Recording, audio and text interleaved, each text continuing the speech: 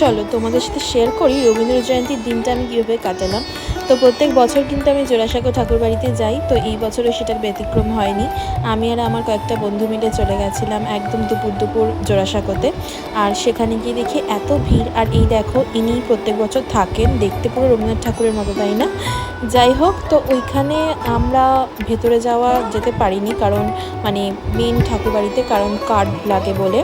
তো আমরা সোজা চলে গেছিলাম হচ্ছে ফার্স্টে কিছু ফটো তুলতে, কারণ এত ভিড় দেখতেই পাচ্ছ, ফটো তোলার তো কোনো জায়গাই ছিল না।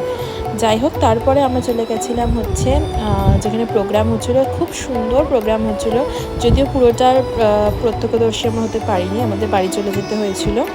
আর প্রত্যেক বছর না এই ঠাকুরবাড়ির রাস্তার দিকে এরকম মেলা বসে, যেখানে প্রচুর আর কি হস্তশিল্প জিনিসপত্র পাওয়া যায়। তো এটা দেখতেও খুব ভালো লাগে। যাই হোক, এই দিনটা তো এইভাবেই কাটালাম। তোমরা কীভাবে কাটালে অবশ্যই কিন্তু কমেন্ট করে জানাও।